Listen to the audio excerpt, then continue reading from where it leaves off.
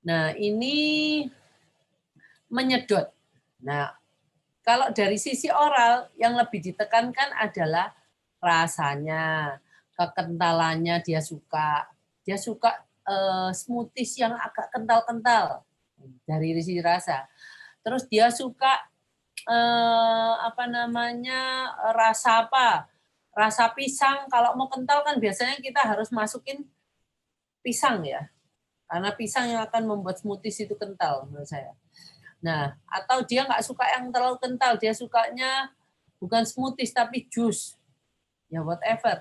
Nah, itu bisa kalau diperbolehkan pada waktu anak kita mulai gelisah, kita kasih 1-2 sedotan untuk dia bisa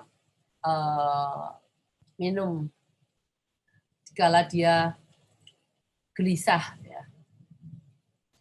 Nah, dari sisi oral juga meniup bulu. Nah, meniup bulu ini nanti juga kita akan bicarakan di bawah pada waktu kita membicarakan mengenai pernafasan. Nah, kalau ini dari sisi oral, yang ngomong, memang untuk oralnya kan juga ada stimulasi pada waktu kita meniup bulu. Terus untuk sisi pendengaran ya, waktu itu saya sudah bicara bisa pakai headphone. Nah, ada calming music, musik yang menenangkan. Kalau mungkin dia di ruangan itu terlalu ramai, mungkin headphone-nya dikasih musik yang menenangkan atau juga white sound. White sound itu seperti suara hujan. Jadi isinya tuh kayak walaupun nggak hujan, jadi headphone-nya isinya dia mendengar suara hujan terus. Atau suara ombak laut. Atau suara kipas angin, itu namanya white sound. Suara-suara white sound ini suara yang terus-menerus sama, gunanya apa? Untuk menutupi suara yang dia tidak suka. Mungkin kebisingan pada waktu istirahat. Nah, itu bisa dipakai kalau anak kita mungkin membutuhkan ini. Kalau ini cuman mengurangi suara yang masuk. Tapi kalau untuk membuat headphone yang sungguhan ya, kita harus pakai benar-benar headphone yang kita colokin ke itu kemana? Ke playernya atau ke headphone, ke handphone. Pakai Bluetooth headphone ya. Nah, itu yang dari sisi auditori yang mungkin bisa mengurangi menenangkan anak kita. Kalau dari sisi visual, nah kalau mungkin anak-anak ini kebanyakan mereka tuh nggak suka cahaya. Saya sudah terangkan minggu lalu, dia kebanyakan nggak terlalu suka cahaya lampu dari lampu fluoresen. Fluoresen itu lampu-lampu yang zaman dulu yang panjang. Nah, kalau sekarang mungkin biasanya kita pakai LED ya. LED itu better ya, lebih bagus.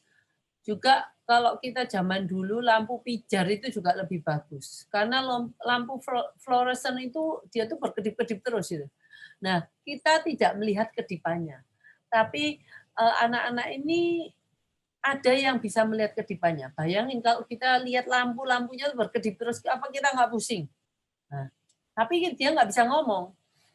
Jadi mungkin sebisa mungkin anak kita ditaruh di tempat yang cahayanya tidak terlalu terang. Nah, terus ini ada sensory botol. Ini di dalamnya dikasih macam-macam dan dia bisa dibolak-balik atau dikocok-kocok ya. Jadi dia lihat ini tuh bisa tenang. Dan kalau pemain di sekitarnya itu ada banyak apa ya, terlalu banyak inputan ke matanya, mungkin ada gantungan, di temboknya ada lukisan, terus di lantainya itu pakai pola, keramiknya, itu membuat dia overload dari sisi matanya. Maka dari itu dia mendistraksi matanya dengan melihat botol ini. Botol ini bisa kita buat sendiri kok, bisa dari air, ditambahkan minyak, tambahkan terserah bit ini apa benda-benda apa yang yang bisa bersinar atau apapun lah. Nah, ini bisa kita ganti, kita buat macam-macam sesuai dengan yang ada lah di sekitar kita lah. Nah,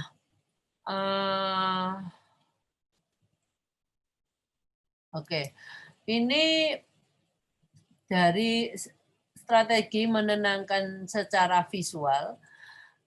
Kalau kita itu bisa memberitahu anak sebelumnya apa yang akan terjadi kemudian. Karena biasanya kita orang tua itu jarang yang memberitahu anak kita, habis ini kita ngapain ya?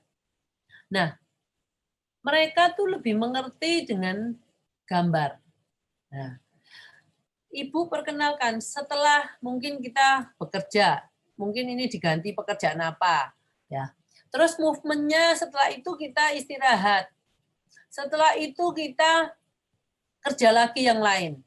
Nah, ini bisa ditambahkan juga berapa menit kita bekerjanya. Oh ya, nanti ada visual timer ya yang mau saya beritahukan di sini. Visual timer ini membuat anak tahu kapan ini berhentinya, selesainya. Sebentar ya, saya stop share. Saya kalau nggak gitu saya lupa, nggak pernah ini. Saya mau share visual timer. Lupa. Download. Oke, sudah bisa melihat layar saya. Ini visual timer, ya. Visual timer itu visual timer yang dengan cara melihat. Nah, kalau biasanya kita yang banyak itu pakai mendengar. Begitu kring, oh berarti sudah selesai. Tapi dengan ini, anak bisa tahu masih berapa lama. Nah, secara visual dia akan melihat. Ini kalau mamanya ini kurang 40 menit. Ini lama-lama merahnya tinggal semakin sedikit, sampai akhirnya 0 semuanya merahnya hilang, tinggal putih. Berarti sudah selesai. Nah, visual timer ini lebih berguna karena mereka bisa melihat kurang berapa. Nah, kalau maunya pakai yang digital, pakai kurang berapa menit, kebanyakan ada yang anak-anak yang nggak tahu, belum punya konsep waktu gitu ya. Jadi mereka nggak tahu apakah masih kurang berapa gitu loh. Dengan visual timer ini sangat gunanya banyak. Dia bisa umpamanya kita lakukan. Oh, kamu melakukan ini, boleh main ini selama 10 menit. Kalau 10 menit habis, selesai. Nah, dia kan tahu kapan itu selesai. Biasanya anak-anak kalau disuruh berhenti pada waktu dia melakukan hal-hal yang menyenangkan dia nggak mau berhenti kan. Nah, kalau dengan ini dia tahu dan dia harus selesai. Walaupun dia marah ya harus diambil. Nah, oke, ini adalah visual timer yang membantu untuk melakukan jadwal harian. Strategi menenangkan di sekolah dari sisi proprioseptif itu dengan cara menekan proprioseptif ini sesuatu yang masuknya dari join, dari otot, itu namanya proprioseptif. Nah, semuanya yang berkaitan dengan ini nggak cuma meremas ini sebenarnya. Di sini saya kalau tangan bisa dengan meremas, kalau kaki bisa dengan cara menghentakkan kaki, kalau dengan mungkin juga bisa cara ya ini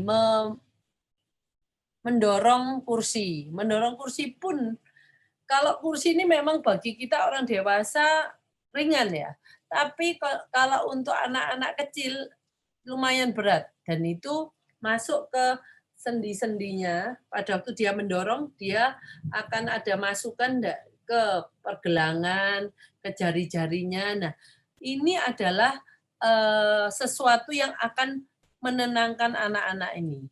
Jadi, kalau anak-anak itu sudah gelisah di duduk, nah berikan aktivitas-aktivitas yang bisa memberikan input terhadap sendi-sendi dan otot-ototnya. Ya. Jadi seperti ini, mendorong, menari, atau ini pakai teraben, tarik-tarian. Nah ini bisa kita lakukan mungkin waktu istirahat, waktunya dia di quiet room, kalau dia dia keluar kelas gitu. Kalau di dalam kelas kayaknya nggak bisa. Nah ini ada salah satu lagi juga, ini namanya teraben. Adalah satu kayak karet yang elastis. Nah ini bisa dibeli di S Hardware, ada kok. Bisa dilihat cara penggunaan teraben. Bisa taruh di mana? Ditaruh di kursi, kaki kursi anak di kelas.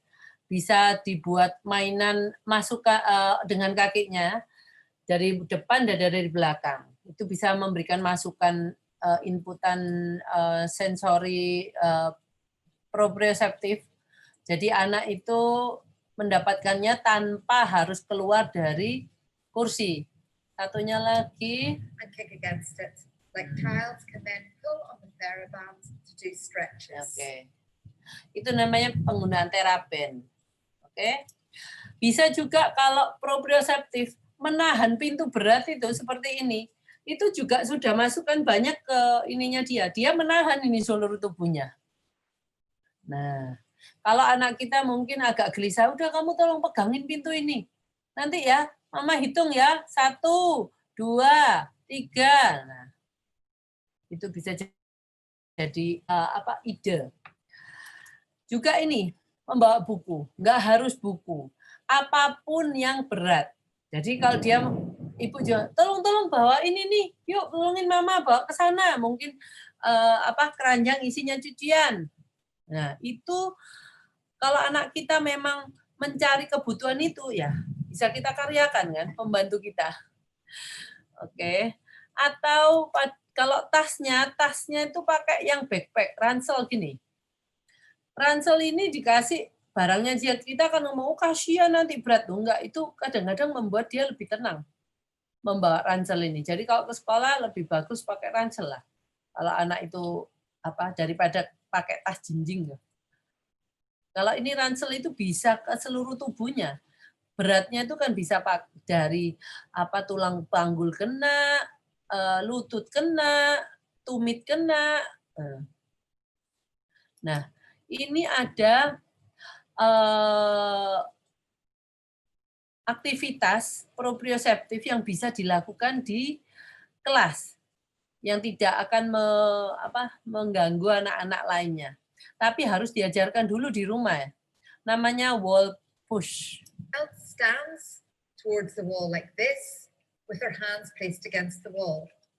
From this position they can push against the wall or they can push in and out.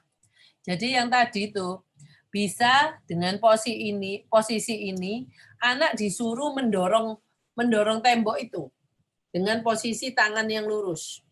Atau bisa juga dengan cara yang kedua, ini. Against the wall, or they can push in and out from the wall like this and repeat several times. Jadi yang kedua itu, yang kedua itu dia mendorong tubuhnya sendiri, mendekat dan menjauh dari tembok. Oke. Kalau ini adalah bisa dilakukan di tempat duduk. Nah ini.